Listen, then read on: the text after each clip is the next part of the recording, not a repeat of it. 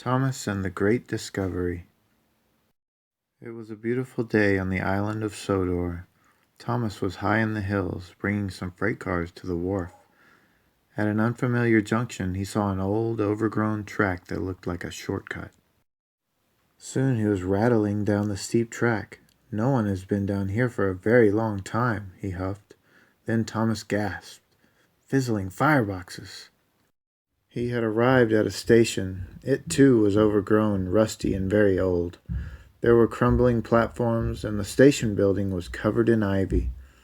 Thomas had never seen such an amazing sight. "What a funny place to have a station!" He peeped and looked around some more. "There are so many buildings. It looks like an old town," he cried. "I cannot wait to tell everyone about this." So Thomas bumped and bashed along the old track and finally made his way down to the wharf. The next day, the news of Thomas's discovery was all over Sodor. Sir Topham Hatt wanted to visit the hidden town at once. "Thomas, you have made a wonderful discovery. This was the town of Great Waterton. When steam engines first came to Sodor," Sir Topham Hatt said, "this was an important town. It was called Great Waterton because the springs here provided water for everyone on the island." "Why does no one live here now?" puffed Thomas. "The springs ran dry, and the people left to live in new towns. The maps were lost. Everyone thought the town of Great Waterton was lost forever, too. But now it is found," cheered Thomas.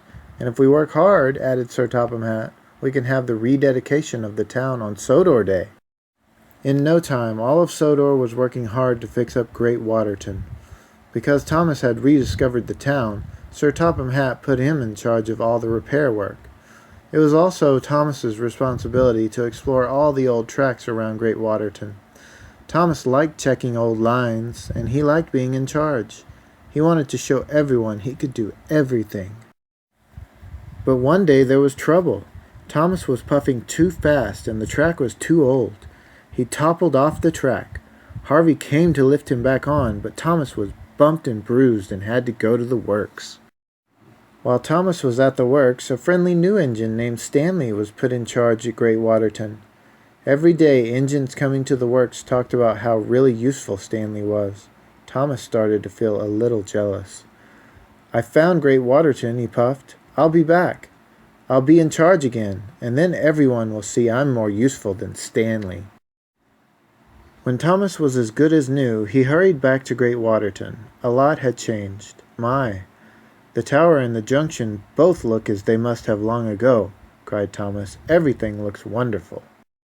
Soon Thomas found Sir Topham Hatt, and Stanley was with him. "Hello, Thomas," chuffed Stanley. Thomas peeped back, but very quietly. "Stanley has done a good job. Work is moving fast," Sir Topham Hatt declared. "So I have decided that Stanley will stay in charge and you will help him." Thomas's funnel flattened. He had lost the most important job of all. The next day, Stanley asked Thomas to shunt some freight cars. Thomas was very good at shunting freight cars, and he also really liked doing it. But he didn't like Stanley telling him what to do. Still, he wanted to show everyone how really useful he was, so he shunted freight cars all over Great Waterton. Then he remembered seeing an old freight car stuck in front of the old, abandoned Morgan's mine. "I'll bring that last one in, and Sir Topham Hatt will give me my old job back," Thomas smiled. At last, Thomas found the old freight car, and he buffered up. But he biffed the car too hard. It rolled forward and disappeared into the mine. "Cinders and ashes!" exclaimed Thomas. "Where did it go?" Thomas moved ahead and peered inside.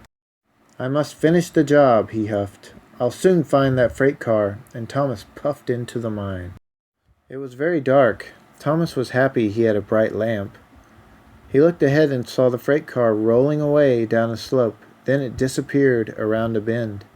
"Bust my buffers," puffed Thomas. "I'd better go after it." Thomas whizzed down the steep slope. "Whee!" he whistled, and "Whoa!" he cried.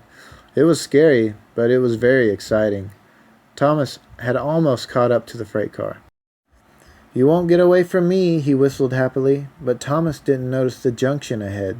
The freight car whizzed to the right, but Thomas sped to the left and saw that the tunnel ahead was blocked. "Oh no!" cried Thomas, and he crashed straight through the blocked tunnel and jumped the track.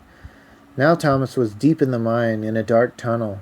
To top it all off, his fire had gone out. His boiler would soon grow cold, and there was no one around to hear his whistle. The next morning Stanley and the other engines arrived for work. "Where's Thomas?" Stanley asked. The engines looked around. Thomas wasn't there. Thomas was missing. It was the biggest calamity Sodor had ever known. Everyone looked for Thomas. They checked the quarries.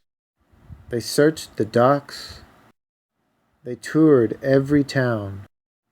They scoured every hill and hunted in every valley, but Thomas was nowhere to be found. And then Stanley had a thought. Maybe Thomas is up on the forgotten tracks around Great Waterton. I'll look for him there. When Stanley was high up in the hills, he whistled and whistled. "Where are you, Thomas?" But only his echo came back. Stanley looked everywhere. Then he spotted Morgan's mine. Could Thomas have gone into the mine? Stanley wondered. He whistled one last time, and this time Thomas heard him. "It's Stanley," he gasped. With his very last puff and his very last huff, Thomas blew his whistle as loudly as he could, and Stanley heard him. He slowly entered the dark mine. "Thomas," he whistled happily, "is that you?" Thomas had run out of puff. He couldn't whistle again. He could only wait and hope that Stanley would find him. It wasn't long before Thomas heard Stanley chuffing up behind him. "Stanley," he peeped, "I'm very happy that you are here." "Thomas," whistled Stanley, "I'm very happy to find you. Where have you been?" "I was trying to be a really useful engine," tooted Thomas. "Don't worry, Thomas," Stanley chuffed. "I'll have you back on the track in no time." Soon Stanley was coupled up to Thomas. He pulled and tugged. Thomas was heavy, but Stanley didn't give up. "I can do it!" Stanley wheeshed, and with a mighty heave he pulled his friend back onto the track. "Hooray!" tooted Thomas. Then there was a very loud crack. The valve in Stanley's boiler had burst. Stanley was a strong engine, but pulling Thomas had been too much. Now Stanley couldn't move. "Don't worry," whistled Thomas. "It's my turn to help you. With your coal, I can push you home." Stanley smiled.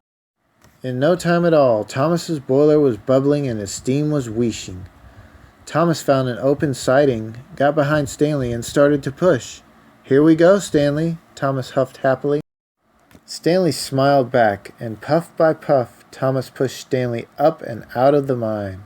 The old tracks rattled and creaked, but Thomas didn't mind. He was happy and proud to push his new friend Stanley home. At last, Thomas and Stanley pulled into Great Waterton Junction. Thomas was tired, but he had never felt happier. When the other engines saw Thomas and Stanley, they tooted and whistled, and soon the sound of engine whistles echoed all around Great Waterton. The news quickly spread throughout Sodor. "Thomas has been found," the engines whistled. Sir Topham Hatt grandly proclaimed, "Stanley saved Thomas, and Thomas saved Stanley." For the next couple of days, everyone worked hard to get Great Waterton ready for Sodor Day. Now Thomas was happy that Stanley had come to Sodor. Thomas had a wonderful new friend, and just in time everything was done.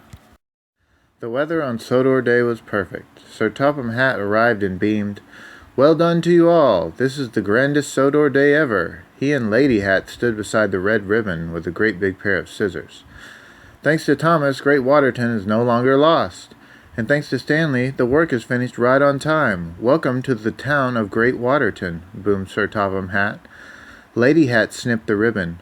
"We're all really useful engines," puffed Thomas happily. He couldn't have been prouder. The end. Thank you for watching. Please subscribe.